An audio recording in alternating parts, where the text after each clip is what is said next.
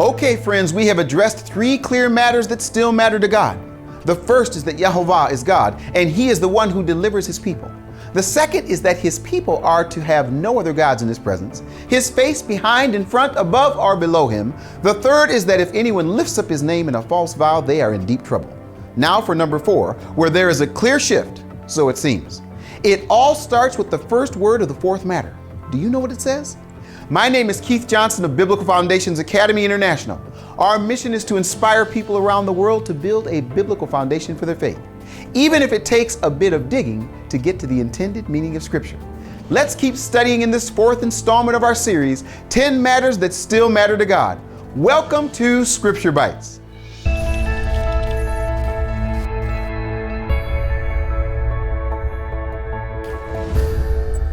Well, here we are again in the Scripture Bites interface, where I get to let you see the tools I use to dig into my studies. Hopefully, I will show you enough fruit from the process to inspire you to keep studying with us. CB, please upload our control verse for the fourth matter that still matters to God. Our control verse comes from Exodus chapter 20, verse 8 in the King James Version. Remember the Sabbath day to keep it holy. This first part of the verse seems pretty straightforward, and if I'm reading it correctly, it even seems quite easy to do, I think. If my wife says to me, remember our anniversary, all I have to do is write it down on the calendar, place it into my reminders on my phone, and maybe even put a note in the car or on the refrigerator. Can you imagine this interaction when the anniversary comes and there are no flowers, cards, gifts, or even an acknowledgement of that special day? I can imagine the blank stare on her face when she looks at me and says, "You forgot our anniversary." But I say, "No, I did. Look, I have it written down on my calendar. It's in my phone reminders, and come and see, I even have a note in my car and on the refrigerator. I remembered." I have to be honest and wonder if the translation of this first part of the verse causes such a look from God to His people if they say, "Look, we remember the Sabbath." Okay, so maybe we celebrate it on a different day and do whatever we please on that day, but we remembered. Okay, now let's see if the scroll source can help us out here. Remember, we are reading from right to left, and we will have CB add the important Masoretic vowel markers to help us in the pronunciation and understanding of our control verse. Zakor et Yom HaShabbat lekadsho. Let's take a closer look at the first Hebrew word, Zakor. Grammar alert. This word is a verb in the cal infinitive absolute. What does that mean? Well, folks, let's get busy finding out, since it might be that if we can understand the meaning of this Hebrew word, that blank stare on God's face will disappear. Here is where CB and I would have a conflict if I requested that she display the Hebrew verbal forms chart that I use, and she would probably say it's not available, blah, blah, blah. But I've found a way around her. For our premium content library subscribers, I have a secret. We are preparing an upgraded, less argumentative, and smarter version of the CB so we can get into the deeper issues of the Hebrew grammar and a whole lot more. I can hardly wait for the upgrade. I heard that. Ooh, okay. In fact, we have a test series available right now for our premium content library members called the 3T mini-series. It begins the process of learning a bit more about the Hebrew language. Where was I again? Here is what this verbal form of Zakor, remember, means. CB, please open reference window and upload Gesenius Hebrew grammar on the infinitive absolute. Loading Gesenius grammar. Thank you. The infinitive absolute is employed to emphasize the idea of the verb in the abstract, i.e., it speaks of an action or state without any regard to the agent or to the circumstances of time and mood under which it takes place. Now, where this Hebrew grammar becomes really important is that in our verse, this infinitive absolute is functioning as an emphatic imperative. In fact, the King James Version translators acknowledge this in a very interesting way. Now, before I go further, let me warn you, we are touching some translator nerves that often are taboo in some circles. I would like to show you one very important example of how the emphatic imperative of the infinitive absolute is translated. CB, please make reference windows side by side and display our control verse next to Deuteronomy chapter 5, verse 12a. As you can see, the first word of both verses has two identical vowel markers placed in the same position. However, the consonants are different. When Moses retells the 10 matters in Deuteronomy as he remembered them, hint, hint, he uses a different word, but in the same infinitive, absolute, emphatic, imperative form. In our control verse, God says, Zakor, remember. When Moses retells it, he says, Shemor, keep. Guess what? Both words are calling for the same action. If you Zakor, remember, with your mind, you will also Shemor, keep or guard through your actions. Are you getting this? Okay. CB, please display the first place in Scripture where Zakor in the infinitive absolute form as an emphatic imperative is found. Uploading Exodus 13:3. Thanks again. And Moses said unto the people, remember this day in which ye came out from Egypt, out of the house of bondage. For by strength of hand the Lord brought you out from this place. There shall be no leavened bread eaten. Exodus 13:3 KJV.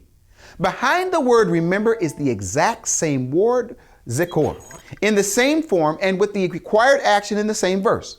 By remembering in the infinitive absolute with an emphatic imperative, the action is that no leavened bread will be eaten. In other words, celebrating the Feast of Unleavened Bread is the action of remembering. There's one more thing I absolutely have to show you. CB, please recreate reference window side by side and display our control verse next to Exodus chapter 20 verse 8 in the Samaritan Pentateuch. Exodus 28 says this, Zakor et Yom HaShabbat lekadsho. That's the scroll source. This verse looks almost identical except for three things. The first thing is that there are no vowel points employed in the Samaritan version of the Torah. In fact, they use different letters of an ancient Hebrew script. However, CB is unable or unwilling to display those letters. The second thing you will notice is the last word that has an additional hey in the word lekadsho. More on that word later. More importantly, notice the first word of the verse. Instead of Zakor, they use the exact same word Shemor found in parallel passage of Deuteronomy chapter 5 verse 12. It seems that the Samaritan scribe was not comfortable with Moses doing a little ad-libbing, so he fixed the parallel passage. The more important issue is the use of the word Shemor, meaning guard or keep, to remove the possible ambiguity of Zakor. Remember. Now, back to the first part of our control verse. Remember the Sabbath day. Now, the question has to be asked, how are we to remember the Sabbath day? The expected action of just how to do that is expressed in one simple but powerful word, lekadsho. CB, please deconstruct the word. The first thing we notice is the first letter is a lamed, which is a preposition meaning to or for. The second thing we notice is the expected three-letter root, kadash, which you may recognize as the root word meaning holy. Finally, the last letter, vav, that represents the third person masculine suffix it. Now for the grammar alert. This word, lekadsho, is a verb in the PL infinitive construct. CB, please open the reference window again and upload Gesenius' Hebrew grammar on the infinitive construct this time. Opening Gesenius. The infinitive construct, like the infinitive absolute, may also represent a verbal noun, but of a much more flexible character than the infinitive absolute. Its close relation with nouns properly so called is especially seen in the readiness with which the infinitive construct may be used for any case whatever. Gesenius goes into great detail about the many ways this form of the verb can be used. For our purposes, we simply want to acknowledge that it is functioning in this way and that it is in the PL mode, which indicates intensification of the verb. So instead of the noun holy, the word in the PL mode is intensified to mean to sanctify. The short answer to the question about the grammar of this word is that the action of remembering is to sanctify, set apart, make special, or dare I say, treat God's Sabbath day as holy. Whew. When the King James Version translators saw this word lekadsho, they even went so far as to slip in the English word keep, just to be sure you didn't miss the expected action that is inherent in the first part of the verse. Even though the Hebrew shamor, to keep, is nowhere to be found in the scroll source of this verse, the translators took the liberty of adding it. Remember the Sabbath day to keep it holy. In a roundabout way, the King James Version translators acknowledge the Hebrew grammar by adjusting the English words to help convey the meaning. Now, if they would have let me be on the translating committee, I would have argued for something like this. Remember the Sabbath day to sanctify it. Exodus 20 verse 8, Scripture Bites version. The asterisk indicates that I would add a note saying you can only fulfill this important matter by following through with the action of sanctifying the special and significant day known as the Sabbath. Now, let's memorize this short verse with our minds and sanctify it with our actions. Zakor et Yom HaShabbat Lekadsho. Zakor, remember, sounds similar to Shamor, guard or keep, that we see in Deuteronomy chapter 5:12. Et Yom HaShabbat, the Sabbath day. Lekadsho, to sanctify it. One more time, repeat after me. Zakor et Yom HaShabbat Lekadsho. Remember the Sabbath day to sanctify it. I'm sure there has to be at least one Scripture Bite student out there who wants to know how to translate the small word et. Well, in the next matter, we will unpack it. Or should I say, unpack et. If we keep reading the following 3 verses, we can see the required action explained in a clear and concise way. 6 days you shall labor and do all your work, but the 7th day is a Sabbath of the Lord your God. You shall not do any work, you, your son or your daughter, your male or female slave, or your cattle, or the stranger who is within your settlements. For in 6 days the Lord made heaven and earth and sea and all that is in them, and he rested on the 7th day. Therefore, the Lord blessed the Sabbath day and hallowed it. That's the new JPS. Now for you serious Scripture Bite students, we have added another 7, count them, 7 key verses from Scripture about the Sabbath that will help you in your application of this 4th important matter that still matters to God. Now until next time, keep, wait for it, studying.